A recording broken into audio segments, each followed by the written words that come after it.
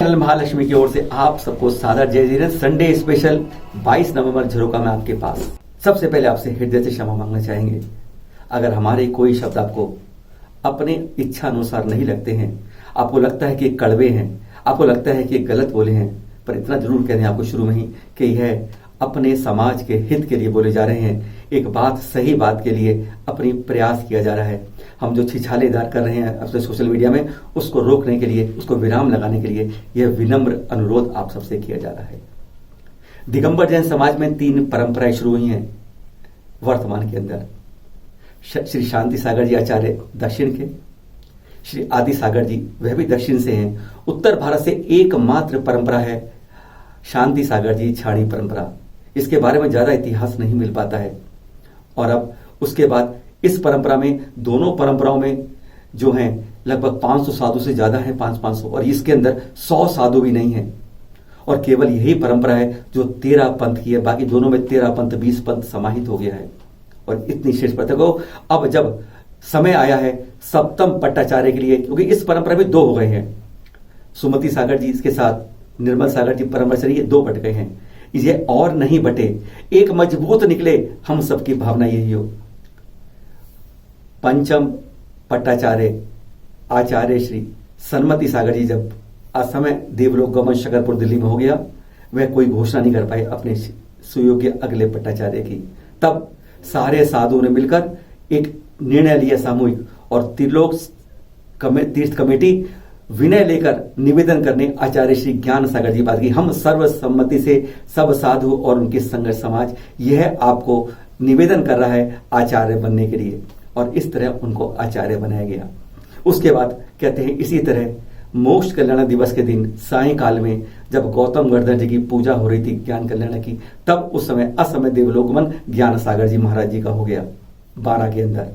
लेकिन कहते हैं जैसे हमारे गृहस्थ के अंदर उठावनी होती है ना, ऐसी उनकी विनयांजलि, उससे पहले ही समाज के ऊपर जैसे दबाव बनाया गया कि आपको कहीं ना कहीं इसको उत्तराधिकारी के तुरंत घोषित करिए। ये 12 समाज की चिट्ठी आप देख रहे हैं, ये 12 समाज ने अपने आप नहीं दी थी। हकीकत में यह 12 समाज के लिए किसी ने दबाव बनाया, और ये चिट्ठी समाज को नहीं या किसी और पे नहीं, ये चिट्ठी किसको दी गई, किसने मांगी ये चिट्ठी और कहां के लिए मांगी, और उसने उस चिट्ठी का क्या किया कुछ नहीं मालूम चलता। क्या यही परंपरा है कि चंद कागज के टुकड़ों से, चंद पर इन अनुमति से, जैसे राजनीति में होता ना कि चिट्ठी आई है हमने तो ये अनुमोदना कर दी है सरकार बनाओ, क्या इस तरह की चिट्ठियों में हमने इन ज्ञान सागर जी महाराज जी के सम्मान को बना लिया है? पूर्व से पश्चिम, उत्तर से दक्षिण, हर तरफ उनकी जय जयकार होती है और होती रहेगी। इतना गौरवान्वित किया है ना उत्तर की इस शाणी परंपरा को, जीवित करा है कि हम एक प्रकार से उन्हें इतना मेहनत की, इसके अंदर इतना सम्मान पाया हर हर से, जन जन से। जो नहीं जुड़े थे वह भी उनसे जुड़ते हैं, उनकी चर्या, उनके कार्यों से हर चीज को जोड़ा है उन्होंने। और उनके लिए हमने चंद टुकड़े शुरू कर दिए कि इसने कह दिया, उसने कह दिया। क्या इतना ही सम्मान है? अरे जो उनके संघ के सारे लोग हैं सब मिलके जो आगम कहता है वह कभी भी उससे विपरीत नहीं गए, और उनके जाते ही आगम के विपरीत बातें शुरू कर दी।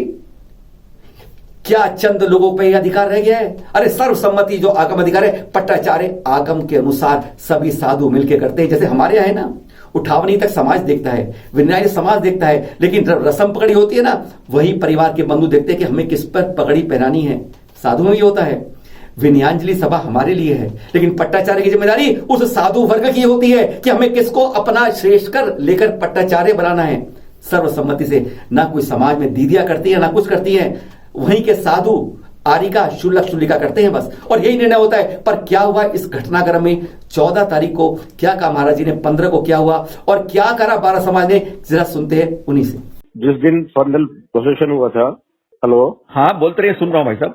हाँ, जिस रोज फंडल प्रोसेशन हुआ था, लगभग पूरे देश से भक्तगण काफी सब लोग यहाँ पे थे। उसके बाद मतलब इस कार्यक्रम के बाद में सब लोग बैठे थे वहां पर, आपस में चर्चा कर रहे थे। दीदियां भी थी, ब्रह्मचारी लोग भी थे, और कुछ मुझे ऐसा ध्यान है कि दिल्ली के भी कुछ लोग थे, मुरैना के भी कुछ लोग थे, सब लोग बैठे हुए थे। तब मैंने सबके सामने एक निवेदन किया। निवेदन ये किया था कि साहब ऐसा है, ये जो भी पद देने वाला इश्यू है, ये जिस जगह भी तय होता हो, जिस स्थान पे भी तय होता हो, हमारा केवल इतना सा निवेदन है कि आप हमारी ये बात वहां तक पहुंचा दें कि एक बार 12 जैन समाज में, चूंकि उनका चतुर्मास चल रहा था, तो समाज का पक्ष भी वहां पे सुन लिया जाए।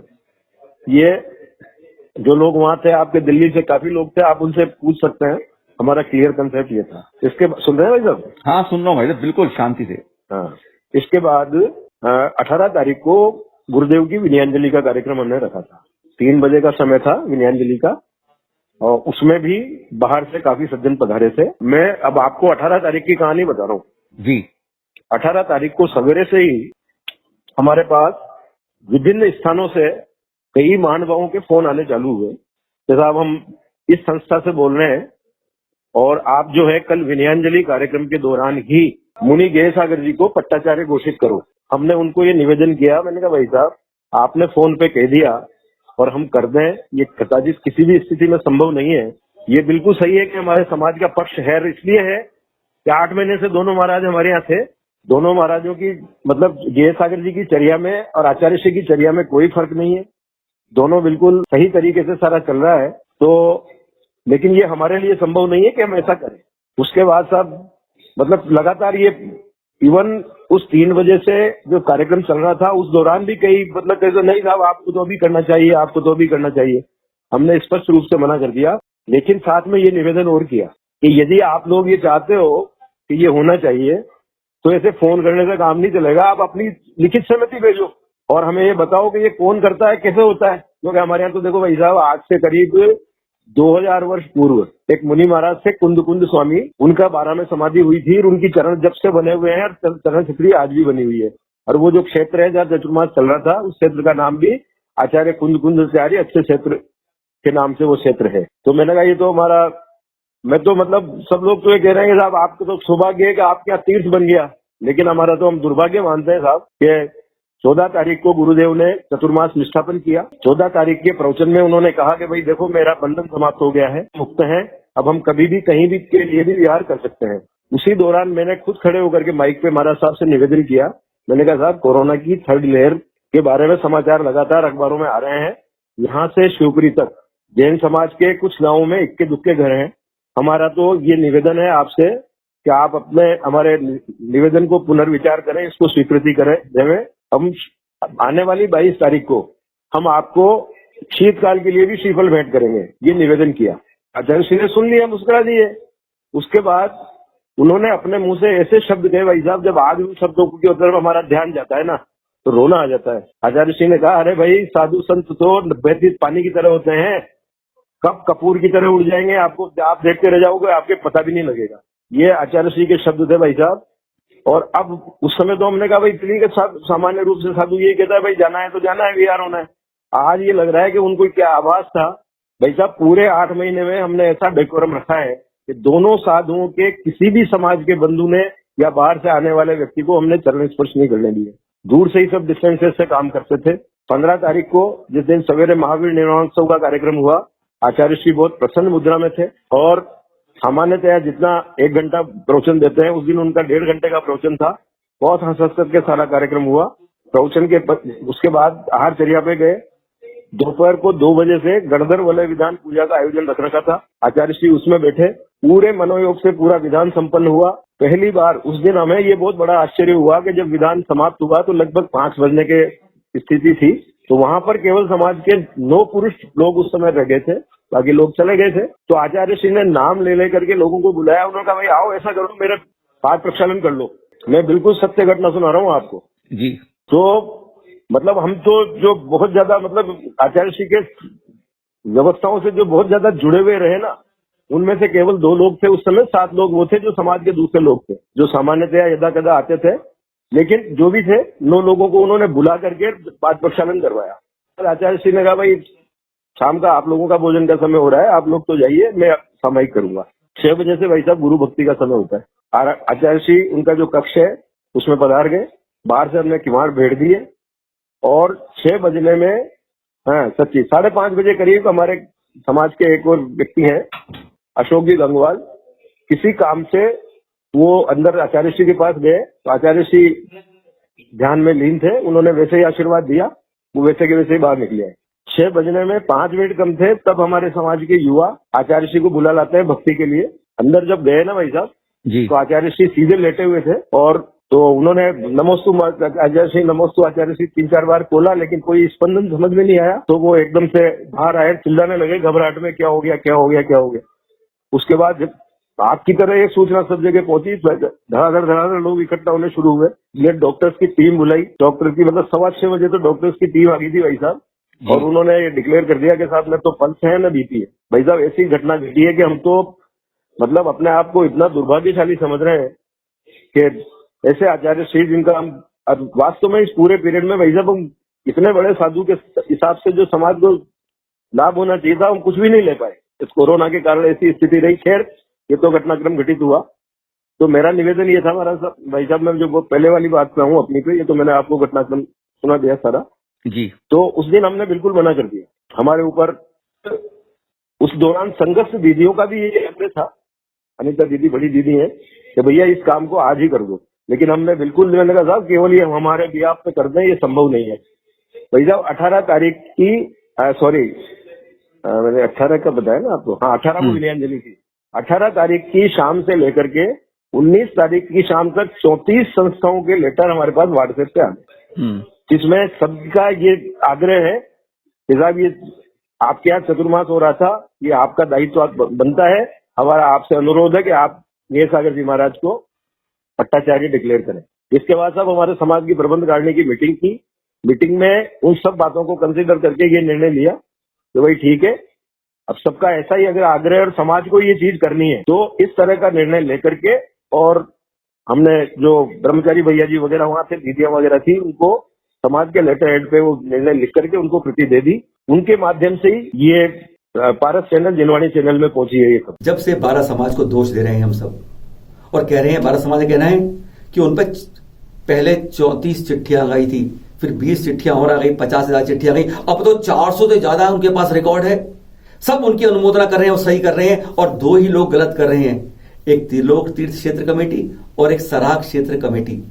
एक सन्मति सागर जी का बनाया हुआ बीज अंकुर फल फलित हो रहा है, और एक ज्ञान सागर जी का बनाया हुआ फील अंकुरित होकर फल फूल रहा है। आज दोनों बड़ी संस्थाएं हैं वैसे, लेकिन नहीं, यही तो विरोध कर रही है, बाकी सब अनुमोदना कर रहे हैं उनके अनुसार। पर यह चिट्ठी किसने लिखवाई थी, चिट्ठी किसने मांगी थी, और क्या कहा था तुरंत चाहिए अभी, और इस चिट्ठी का करा क्या? 12 समाज को मालूम नहीं चिट्ठी कहां से कहां पहुंच गई।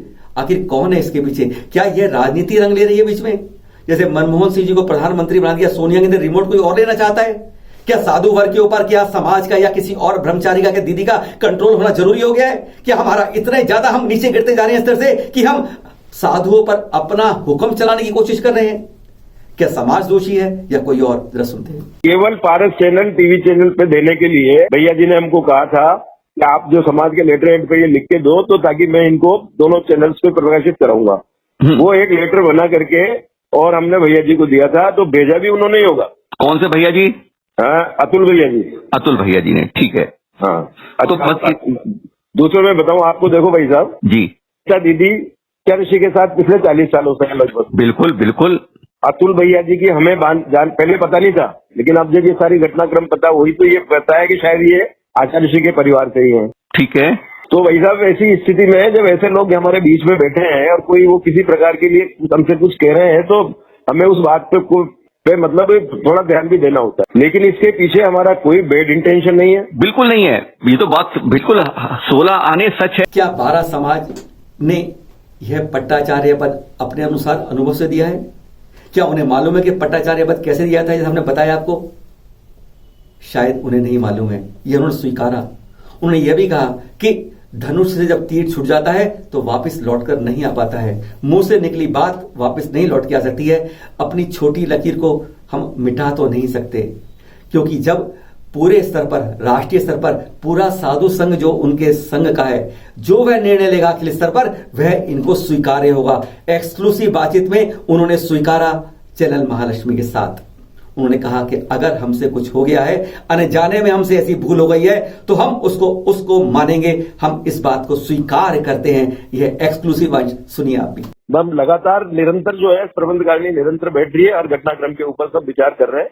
आज भी हमने सवेरे दीदियों के साथ में, उसके साथ में भी मेरा आपसे इतना ये कहना है कि ये कोई हमारा प्रतिष्ठा का प्रश्न नहीं है। अब आप मेरी बात थोड़ा मेरे साथ, कोई 12 समाज का प्रतिष्ठा का प्रश्न नहीं है। आपसे मेरा इतना सा निवेदन है कि इसका निर्णय जिस स्तर पे भी होता हो, या जो इसका व्यवस्था जो हो निर्णय करने की। हमने भाई साहब जो ये बनाया ना, उसके अंदर भी बड़ा सोच करके हमने एक नीचे, इसके बाद जो था ना कि उनको घोषित किया जाता है, उसके नीचे एक लाइन और लिखी थी भाई साहब कि आचार्य पदारोहण संस्कार सभी संबंधित लोगों की सहमति से इसकी तिथि तय की जाएगी। अगर हमारे मन में कोई दुर्भावना होती भाई साहब, तो हम तो इसकी घोषणा की ये क्यों करते हैं, हम तो ये इस व्यवस्था में लग जाते हैं कि यार कैसे भी करके इनको आचार्य पद दे दें।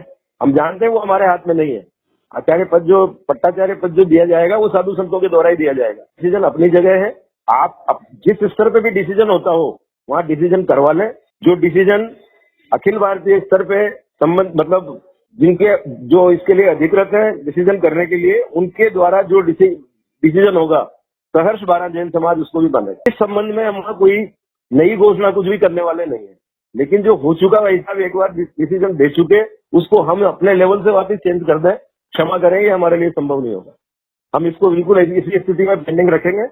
आप जिस स्तर पे उचित स्तर पे मतलब इसका जो निर्णय भविष्य के लिए जो निर्णय जो भी होगा, 12 समाज भी साहब इस निर्णय से को मानने के लिए बाध्य रहेगा। ये मैं आपको बिल्कुल कमिटमेंट कर। श्रेष्ठतम आचार्य फिर विनय, कृपया व्हाट्सएप सोशल मीडिया में कोई बात अनर्गल मत करिए, किसी की कमी मत निकालिए साधु में, किसी की बुराई मत कीजिए, किसी की टांग खींच रहे हैं हम। यहाँ तक कि उधर आचार्य विवेक सागर जी के संघ से भी एक ये संकेत लिया कि सोनागिरी ने उन्हें पट्टाचार्य घोषित कर दिया, जैसा आप देख रहे हैं यहाँ पर। यानी कितने पट्टाचार्य बनेंगे हमारे यहाँ, ये सोचना होगा। एक निर्णय लीजिए, सब साधु मिलकर एक निर्णय लें, वही सर्वमान्य होना चाहिए। आगम अनुसार यही परंपरा होती है और उसी का समितियां सब उसको सर्वमान्य करके स्वीकार करके आगे आए। यह नहीं कि अपने अपने जगह के अपने अपने प्यादे अपनी अपनी इच्छाओं को कह यह पद वह गरिमा का आचार्य श्री ज्ञान सागर जी का, आचार्य श्री सन्मति सागर जी का, जो निर्बाध रूप से पूरे विश्व में शाणी परंपरा को एक रूप से आगे चला रहा है। मत तोड़िए इसको, मत रोकिए, मत अपने अपने छोटे छोटे इरादों में इस बड़ी चीज को मत खत्म करिए। सबसे अनुरोध, एक रहिए, एक होकर बात करिए। हमारा काम है विनयांजलि सभा का, उठावनी तक का समाज का।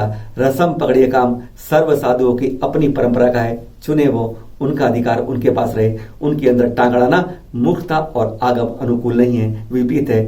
समितियों को भी इस बारे में जागृत रहना चाहिए, संस्थानों को भी जागृत होइए। आप भी इस बारे में सही रूप से आगे चलिए। सोशल मीडिया पे कोई अनर्गल बात नहीं करें। सादर जय जिनेंद्र।